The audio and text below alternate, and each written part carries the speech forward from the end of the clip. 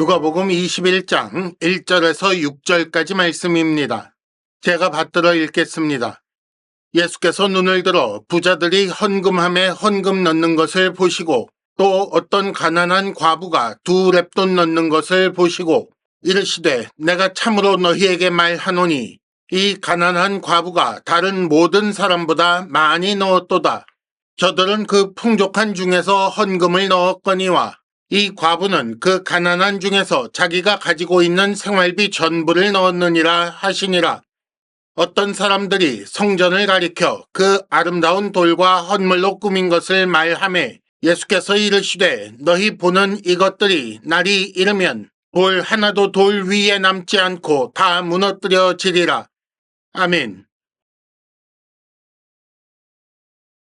그리스도를 주라고 부른 다윗의 시편 시 110편 1절을 인용하여 서기관들을 향하여 질문하심으로써 예수께서는 그들이 무지하다, 특별히 그리스도에 대하여 무지하다라는 사실을 밝히신 후에 이제 모든 백성이 들을 때에 제자들을 향하여 서기관을 삼가라라고 경고하셨습니다. 겉보기에는 그들이 경건한 자요. 그러므로 백성들이 따르고 그들을 흠모하는 경우가 있었습니다마는 그러나 그리스도에 대한 바른 지식이 없고 그렇기 때문에 그리스도이신 예수님을 회방하고 하나님의 나라를 거부하는 그런 사람들을 백성이 따르면 안 되는 것 아닌가?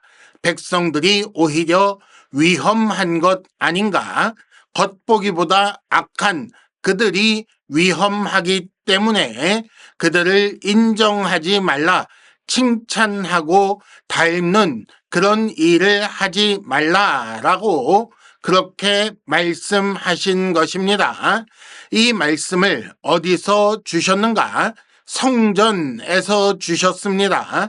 주께서 예루살렘에 입성하신 후에 19장 47절에 보면 날마다 성전에서 가르치셨다라고 했고 그렇게 날마다 가르치시는 중에 그들이 예수님을 죽이려고 이리저리 공격하고 있었고 그 공격에 사두개인도 왔었고 그래서 사두개인을 물리치는 예수님을 보고 서기관들이 좋아하자 그 서기관들을 향하여 이렇게 말씀하심으로써 그 성전에 있던 사람들이 보고 듣고 있는 중에 그 제자들에게 이런 가르침을 주셨다. 이렇게 정리가 되는 거지요. 그렇게 성전에 있는 중에 이 말씀을 하시는 중에 오늘 말씀 1절 헌금함에 헌금 넣는 것을 보신 것입니다.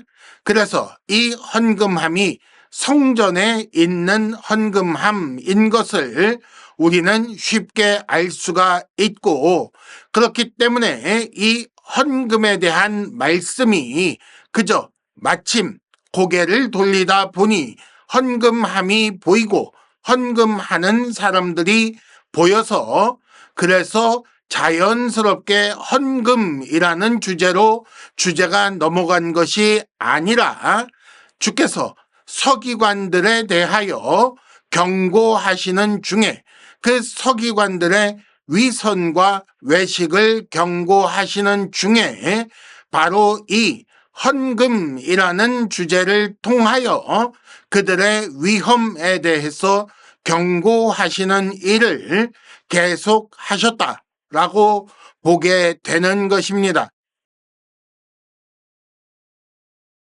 먼저 본문의 상황을 잠시 살펴보겠습니다. 1절에 헌금함에 헌금 넣는 것을 보셨다라고 했습니다. 누가 헌금을 하고 있었는가요? 부자들이 헌금하고 있었고 또 과부가 헌금하는 것을 보셨다고 했습니다. 그 과부는 특별히 가난한 과부라고 나와 있습니다.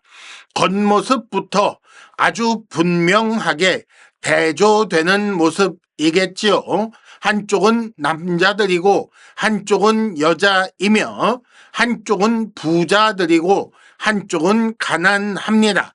무엇보다도 그 가난한 과부가 2렙돈을 드렸다고 했는데 아마도 거기 비해서 대조적으로 부자들은 거액을 넣었을 거라고 그렇게 추측할 수가 있습니다. 아마도 예수께서는 과부가 2렙돈을 넣은 것을 아시는 바로 그 방법으로 부자도 얼마나 넣었는지 아실 수 있었을 것입니다.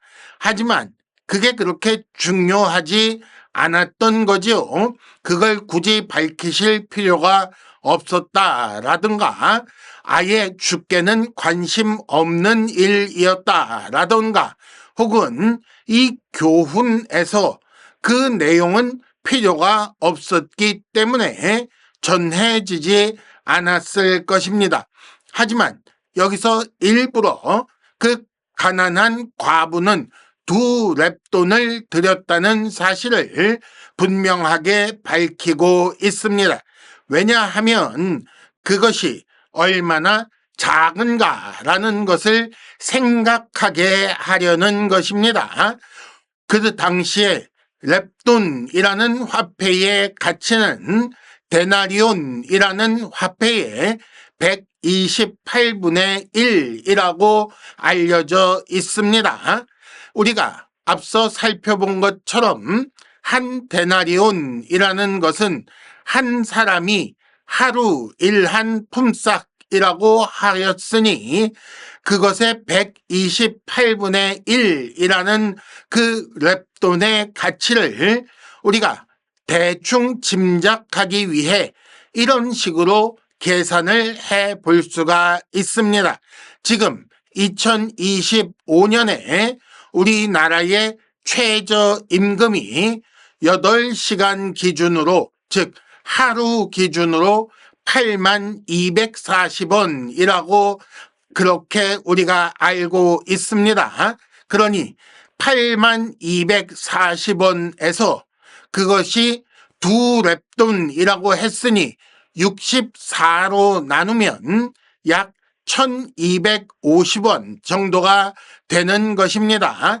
쉽게 말해서 과부가 2렙돈을 드렸다. 동전 2개를 드렸다라고 했으니 지금 우리식으로 쉽게 바꿔 말하면 500원짜리 동전 2개를 헌금함에 넣었다라고 그렇게 생각하시면 편할 것 같습니다. 그런데 그것을 보신 예수께서 3절에 이 가난한 과부가 다른 모든 사람보다 많이 넣었다라고 말씀하십니다. 그러면 다른 사람들은 특히 그 대조되고 있었던 부자들은 헌금으로 500원짜리 동전 하나를 넣었는가? 그렇지 않은 것 같아요. 그 내용을 알 수 있는 힌트가 4절에 나옵니다. 그 과부는 가지고 있는 생활비 전부를 넣었다라고 주께서 말씀하신 거지요. 그렇기 때문에 예수께서 말씀하신 많이 넣었다라는 말씀은 금액이 많다 적다가 아니라 다른 어떤 부분을 비교한 것이라고 우리가 보아야 하는 것입니다. 그러면 그 다른 부분이라는 것이 무엇일까요? 어떤 사람은 4절 저들은 풍족한 중에 넣었고 과부는 가난한 중에 넣었다라고 말씀하신 것을 보고 상대적으로 많거나 적다라는 의미로 읽기도 합니다. 예를 들어서 과부는 자기 생활비 100%를 넣었는데 부자는 1%를 넣었다 혹은 0.1%를 넣었다 이런 말씀인가요? 그렇게 해석하는 사람도 있는 것을 보게 됩니다. 예수께서는 과연 무엇을 보시고 많이 넣었다고 하셨을까요? 이걸 우리가 생각해 보아야 하는 것입니다. 또 한 가지 우리가 함께 생각해 볼 것이 있는데, 예수께서는 과연 여기서 이 말씀을 과부가 헌금한 것을 칭찬하려고 하셨는가라는 것을 생각해 보아야 합니다. 헌금은 저렇게 하는 거야. 과부처럼 저렇게 헌금해야 자기 생활비 전부를 넣어야 그게 헌금인 거야 라고 가르치신 것일까요? 그렇게 하면 마치 마지막 가루 한 줌과 기름 조금 가지고 빵 만들어서 먹고 죽으려고 했던 그 사르밧 과부가 그 빵을 선지자에게 대접했기 때문에 가루도 기름도 떨어지지 않는 끝없는 복을 받았던 것처럼 이 과부도, 가난한 과부도 생활비 전부를 넣었기 때문에 그 뒤로 잘 먹고 잘 살게 되었다라는 그런 말씀인가요? 혹은 작은 것도 정성을 다해서 바치면 주께서 그것을 아주 귀하게 보신다라는 그런 말씀입니까? 뭐 다양한 해석들을 하였는데 요즘은 또 이런 해석이 그다지 인기가 없는 것 같습니다. 그래서 어떻게들 해석하는가? 요즘 해석의 경향은 오히려 이런 상황을 고발하시려고 주께서 이 말씀을 하셨다고 보는 경향이 있고, 그런 해석이 또 인기를 끌고 있는 것 같습니다. 그래서 과부가 2렙돈을 드릴 때에 그걸 드릴 수밖에 없었느냐? 그게 생활비 전부인 게 말이 되느냐? 그런 상황을 만든 사람들을 주께서 꾸짖고 계시는 것 아니냐? 이런 식의 해석을 하고 있는데 그게 과연 정말 옳은 해석인지 이 시간에 함께 생각해 보아야 합니다. 먼저 헌금이라는 것 자체를 우리가 함께 생각해 볼 필요가 있습니다. 오늘 본문에 헌금함에 헌금을 넣었다라는 말에서 헌금이라고 번역된 그 단어는 원래 의미가 선물이라는 의미를 가지고 있습니다. 그런데 이것을 신을 향하여 드릴 때는, 높은 분을 향하여 드릴 때는 선물이라고 번역하지 않고 예물이라고 번역하거나, 혹은 하나님을 향하여 드릴 때는 제물이라고 번역하기도 하는 그런 단어입니다. 그런데 이 단어가 가지고 있는 의미, 의도에 대해서 조금 더 생각해 보자면 이것은 일종의 신앙 고백을 담고 있는 그런 예물, 그런 제물을 의미할 수 있겠습니다. 무슨 말이냐 하면, 예를 들어 이방신을 향하여 제물을 드린다 할 때에 이 제물을 왜 드리는가요? 이 제물에는 이방신에게 이 제물을 드리면 이방신이 그 제물을 받고 기분이 좋아져서 내 소원을 들어줄 것이다 라는 그런 믿음이 있어서 그 믿음을 보이는 방식이 제물을 드리는 것이 되는 거지요. 또 다른 식으로, 우리식으로 예를 들어보자면 구약 백성들이 하나님의 명령, 하나님의 율법을 따라 속죄 제물을 드릴 적에 내가 이 제물을 드리면 주께서 죄를 용서해 주신다라는 믿음을 가지고 그 신앙을 고백하는 그런 마음으로 제물을 가지고 오는 것입니다. 그러니 하나님 앞에 제물을 드린다, 헌금을 드린다라고 할 때에 하나님께서 요구하시는 신앙이 그 제물에 담겨서 고백되어져야 그것을 헌금이라고 제물이라고 부를 수가 있는 것 아니냐라는 그런 말씀을 드리고 있는 거예요. 그렇다면 헌금이라고 하는 제물이라고 하는 말에 담겨 있는 가장 근본적인 신앙 고백은 무엇이겠습니까? 그걸 통해 나타나는 고백되어지는 신앙은 무엇일까요? 나에게 있는 것이 원래는 하나님 것인데 하나님께서 내게 주셔서 나에게 있게 되었다라는 것을 인정하는 것이 바로 예물, 제물, 헌금에 담겨 있는 신앙 고백입니다. 주께서 내게 이것을 주신 것을 내가 인정합니다. 이걸 주신 것을 감사합니다. 라는 그 믿음과 마음을 표현하는 것이 헌금 혹은 예물이라고 부르는 그 무엇이 되고 있는 거예요. 그런 말이 어디 있느냐? 신명기 26장 10절에 보시면 이렇게 돼 있어요. 여호와여, 주께서 내게 주신 그 토지의 소산을, 그 소산의 만물을, 처음 것을 내가 주께로 가져왔나이다. 주께서 내게 주신 토지, 그 땅에서 주께서 내게 주신 소산, 그 처음 것을, 이게 주께로부터 왔다는 것을 인정하는 마음으로 내가 들고 와서 주께 드리나이다. 주여 감사합니다. 라고 드리게 되어 있다는 거죠. 하나님께서 살려주시고 종살이하던 우리를 거기서 해방시키시고 땅 한 평 없던 우리에게 땅도 주시고 그렇게 해서 그 땅에서 먹고 살 수 있도록 이른 비와 늦은 비도 주시고 하신 것을, 그렇게 살려주시고 살게 하신 것을 인정하고 감사하는 마음으로 드리는 것이 하나님 앞에 드리는 예물이요 헌금이 된다고 그렇게 보게 되는 거예요.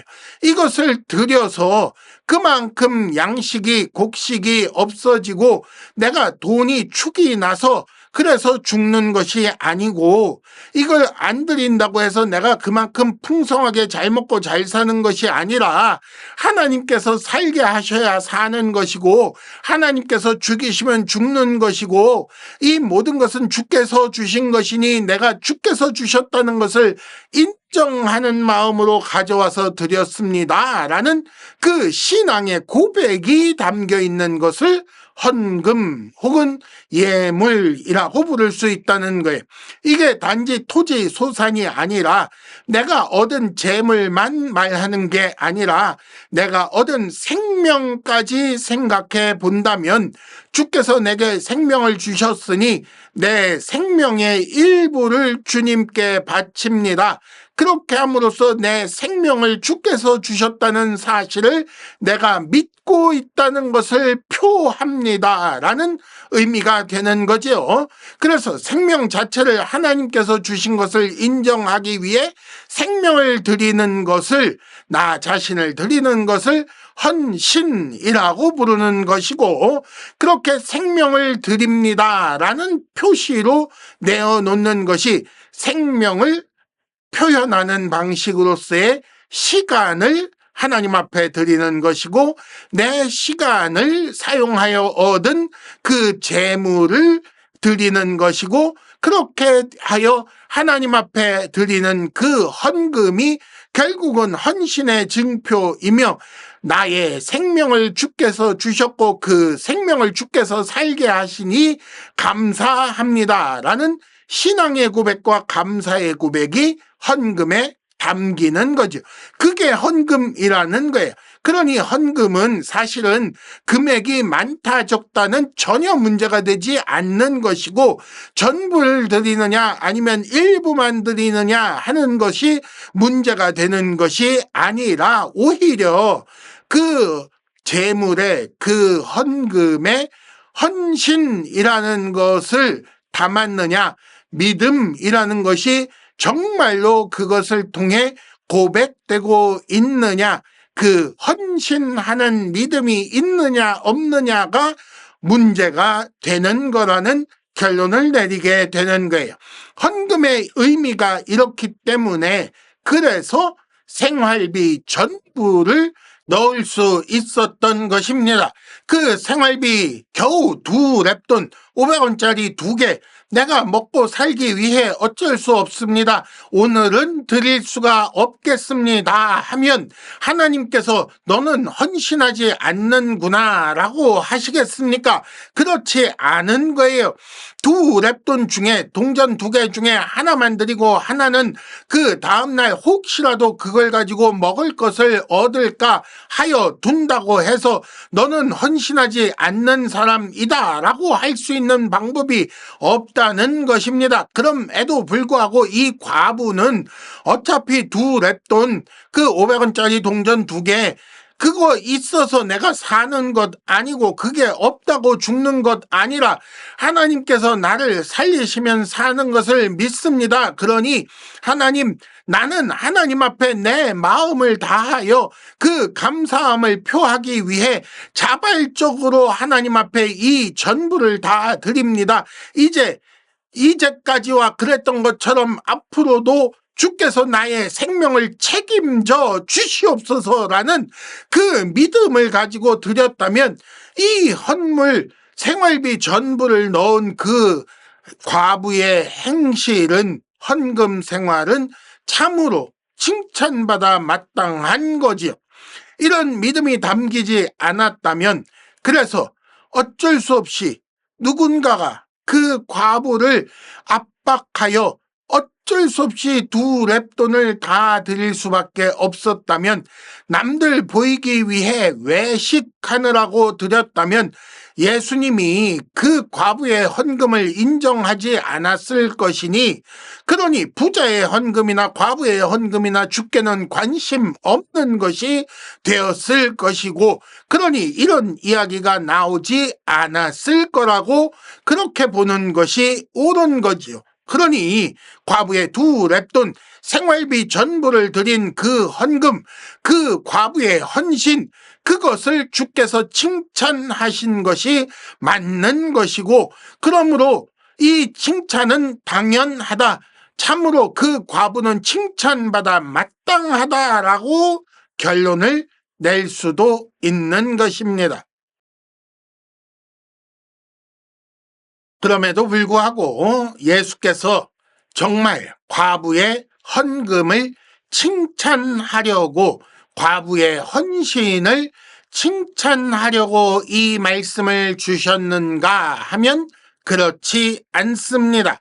오히려 주께서 말씀하신 의도는 과부의 헌신과 대조되는 그 무엇이라고 할 수가 있는 거예요. 그게 뭐냐 하면 서기관의 외식, 위선이라고 할 수가 있습니다. 앞서 서기관들의 외식에 대해 말씀하시며 그것을 삼가라, 조심하라 라고 경고하신 주께서 그들의 외식과 위선과 대조되고 있는 과부의 헌신을 보시며 일부러 이 말씀을 하심으로써 계속해서 과부의 헌신에 대조되는 서기관의 외식을 경계하고 계시는 것으로 읽는 것이 당연하고 자연스럽기 때문입니다. 20장 46절 긴 옷을 원하고 시장에서 문안받기 좋아하고 회당의 높은 자리를 좋아하며 잔치 자리에선 윗자리에 앉으려고 하며 47절 외식으로 길게 기도하며 무엇보다 과부의 가산을 삼키는 이렇게 헌신하고 있는 과부의 가산을 삼키는 그 서기관들 그 위선과 외식으로 인해 이렇게 헌신하고 있는 과부조차 아주 위험한 상황에 처해 있다. 악한 영향을 받고 있다라는 것을 말씀하시려고 하신 것이지요. 결국 서기관들의 영향력이 전염병처럼 퍼져 헌신하던 과부조차 이제 그들처럼 외식하게 되면 외식으로 생활비 전부를 헌금하면 그렇게 해서 그가 굶게 되고 죽게 될 것이고, 그렇게 조금만 지나면 이스라엘 가운데 참된 신앙을 찾을 수 없게 되고 참된 헌신은 찾아볼 수 없게 될 터인데, 그런 상태에 이스라엘 가운데 있는 성전이 아무리 헌신으로 아름답게 꾸며져서 5절 아름다운 돌과 헌물로 꾸민 것을 너희들이 자랑하고 있지만 하나님과 상관없는 그 돌덩어리 건물이 하나님께 무슨 소용이 있겠느냐 라고 말씀하고 계신 것입니다. 이미 예전에 예레미야 때에 그때도 비슷한 일이 있었습니다. 참된 헌신이 사라지고 마치 우상을 섬기듯이 하나님을 이용하여 자기 욕심을 이루기 위해 하나님께 예물을 가져왔는데, 그렇게 되면 이 예물은 섣불이 아니라 뇌물이 되는 거였고, 그렇게 해서 하나님께서 그 소원을 들어주지 아니하시니 아이고 여호와께 빌어서는 소원 성취가 안 되는구나 하고 우상을 숭배하고 나라의 어려움을 하나님 앞에 고하기 전에 외교 같은 것으로 해결해 보려고 인간적으로 노력하다가, 그러다가 바벨론 신들 수입해 들어와서 그 신도 섬기고, 그렇게 하다가 결과는 성전이 파괴됐었잖아요. 돌 하나도 돌 위에 남지 않고 다 파괴됐었는데, 그런 것처럼 6절 너희 보는 이것들, 너희가 자랑하는 이것들, 아름다운 돌과 헌물로 꾸민 이것도 다 무너뜨려질 것이다. 한 번 하셨는데 두 번은 못 하시겠느냐 라고 말씀하시는 거지요. 더구나 위선과 외식을 앞장 세우는 서기관들이 앞장서서 참된 성전이신 예수를 죽여 무너뜨리려고 하고 있고, 다른 한편에서는, 반대편에서는 하나님의 뜻은 참된 성전이신 예수 그리스도를 세우고, 그렇게 참된 성전이 서게 되면 그까지 돌로 만든 성전 필요 없으니 폐기하시려고 하실 텐데, 참 성전을 세우려는 하나님 편과 거짓 성전을 세우고 자랑하려는 그 외식하는 서기관들의 세력 둘이 그렇게 부딪힐 텐데, 그러면 참 성전과 거짓 성전 중에 어느 것이 무너질까요? 당연히 아름다운 돌과 헌물로 꾸민 거짓 성전이 무너지는 것이지요. 하나님은 위선과 외식이 더 심하게 무너지는 것을 보여주심으로써 참된 헌신이 더 영광스러울 수 있도록 하시는 분이기 때문에 이렇게 하신다고 말씀하신 것입니다. 지금도 우리는 수없이 많은 외식으로 점철되어 있다는 생각을 버릴 수가 없습니다. 참으로 안타까운 것이고 참으로 두려운 것이지만, 우리 중에 그렇게 겉으로 번드르르하게 꾸미는 일이 없다고 그렇게 말할 수가 없는 것입니다.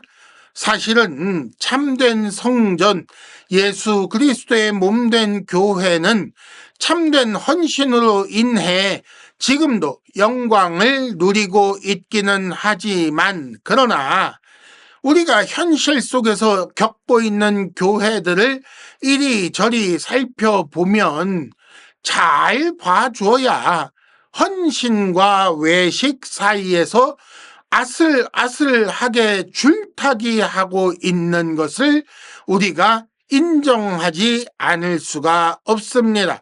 때로는 교회는 관두고 유리와 돌로 만들어진 아름다운 장식과 그 예배당을 자랑하는 교회가 얼마나 많이 있는가요?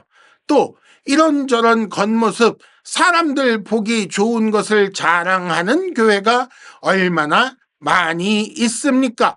이를 위해 예전에처럼 과부의 가산을 삼키며 생활비 전부를 넣게 하는 일이 얼마나 많이 있는가라는 것입니다.